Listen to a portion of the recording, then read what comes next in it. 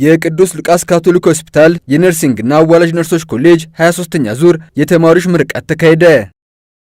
በምድብር ሀገረ ስብከት የቅዱስ ሉቃስ ካቶሊክ ሆስፒታል የነርሲንግና የአዋላጅ ነርሶች ኮሌጅ ለ23ኛ ጊዜ በነርሲንግና በአዋላጅ ነርስነት ያሰለጠናቸውን ተማሪዎች አስመረቀ። የቅዱስ ሉቃስ ካቶሊክ ሆስፒታል የነርሲንግና የአዋላጅ ነርሶች ኮሌጅ በነርሲንግ ሙያ 28 በአዋላጅነት እንዲሁ 22 ተማሪዎችን ነው ለማስመረቅ የበቃው።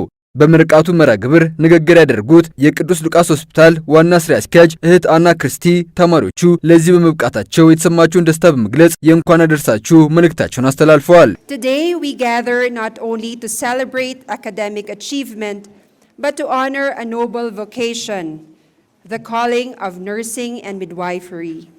ሁላችሁንም ከጥልቅ ደስታና ምስጋና ጋር ነው እንኳን ለዚህ ቀን አበቃችሁ ለማለት የምፈልገው።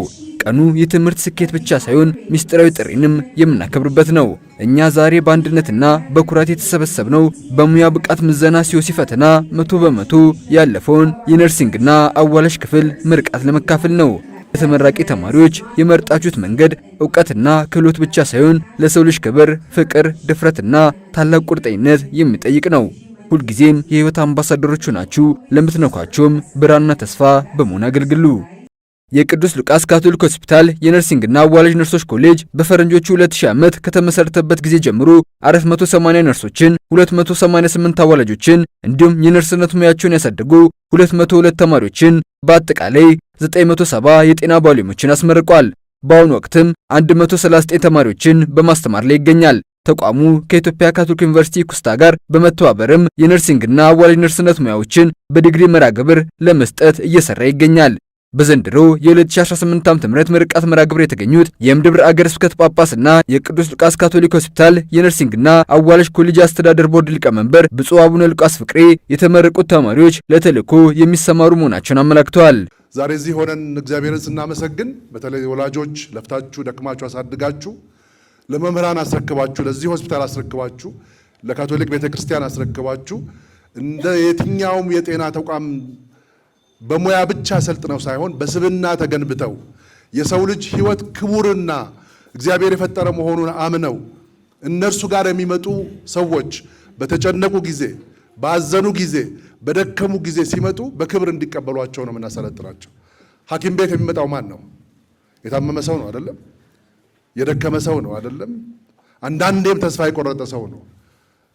ከሚያገኙት የመድኃኒት ሕክምና በላይ ማንኛውም ታማሚ ሐኪሙ እንዴት አክብሮ አከመኝ፣ እንዴት በክብር ተንከባከበኝ፣ በመልካም ቃላት ሸኘኝ። አንዳንድ ጊዜ ታስተውላላችሁ፣ ሁላችንም ታመን ሐኪም ቤት ሄደናል። ምንድነው የምንለው? ከፍትፍቱ ፊቱ እንላለን አይደለም? መልካም ሐኪም ከሚወጋው መርፌና ከሚሰጠው መድኃኒት ባሻገር በሚናገረው ቃል በሚያክመው የክብር ሕክምና በሽተኞችን ማዳን ይችላል። ማዳን የእግዚአብሔር ነው። ስለዚህም ወደ ጤና ተቋማት ተልካችሁ ቤተክርስቲያን አሰልጥና ልካችሁ ስታገለግሉ የሰውን ልጅ ክብር ሳትነኩ፣ ሳትንቁ፣ ድሃን ሳታንቋሽሹ በክብር ማከም ከቻላችሁ ከሕክምናችሁ በላይ የእናንተ ስብዕና ሰዎችን አክሞ ወደ ቤታቸው ወስዳቸዋል።